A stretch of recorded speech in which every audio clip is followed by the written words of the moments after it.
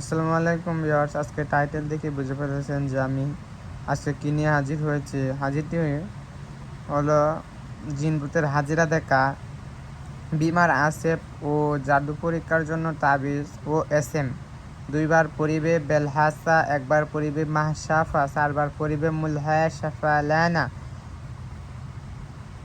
জানায় তারা বেহাক্কে সুলাইমান বিন দাউদ আলাইহিসসালাম। আমি একবার পড়ে দিতেছি, শুনেন।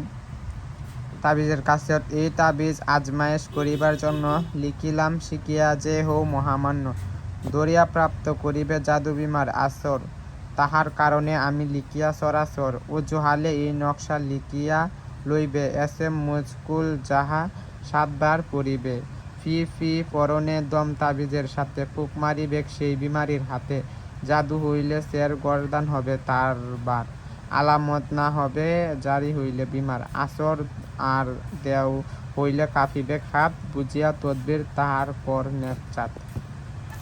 এটি হলো একটি হাজিরা দেখা। এনে বলছে যে দুইবার পড়িবে বেলহাসা, একবার পড়িবে মাহসাফা, চারবার পড়িবে মুলহায়া সাফা লানা।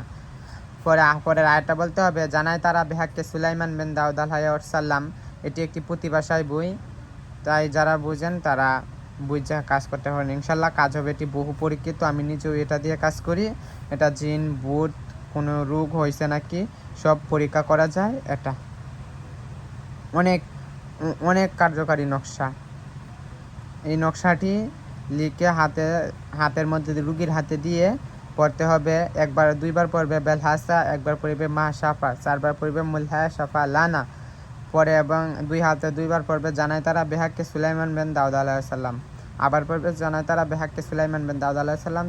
তারপরে দেখবে যে বিমারি অবস্থা কেমন, দুষ্কি কাফিতে থাকে, তাহলে আসর বা দেও তাকিবে, বুঝে নিবে।